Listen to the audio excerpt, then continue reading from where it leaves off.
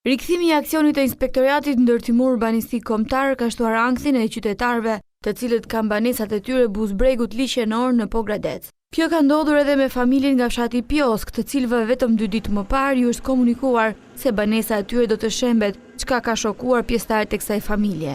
Mes lotësh kryefamiljari thotë se ka ndërtuar banesën me mundim dhe vuajtje për 30 vite në emigracion, ndërsa I bën apel qeverisë për të menduar dhe t'i kthejë syt tek ta. I tronditur ai shton se nëse nuk I jepet çmimi I shpronësimit, zgjidhja e vetme është të rrezikojë jetën, duke mos lejuar inukun të shëm banesën, duke theksuar se do të qëndrojë brenda saj. Ku do vem? Ne kemi bler ka 20 vjet. Tash ku do vem? Ku ta përplasim kokën? Ku do qëndroni në rast se aprisin? Këtu me plas mazërim. S'kemi ku të vem. Edhe për zonjën e banesës së shënjestruar nga inuk, kjo është një padrejtësi që po bëhet kundrejt tyre pasi ata disponojnë çdo dokument të rregullt, ndërsa thotë se nëse I shemët banesa, ata do të detyrohen të jetojnë në çadër, pasi nuk kanë se ku të shkojnë dhe se jetojnë pas një të ardhur.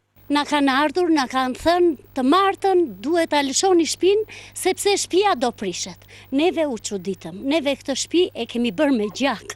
Këtë shtëpinë e kemi privatizuar nga brigada e peshkimit që ka qenë në Pojsk. Certifikatën e pronësisë, certifikatat e shitblerjes që e kemi blerë, certifikatat që vërtetojnë pronësinë e tokës, se jemi në tokën tonë. Aksioni nuk ka rinisur sot në qytetin e Pogradecit, I cili do të ndërhyjë përgjatë vijës liqenore, si dhe brenda në qytet.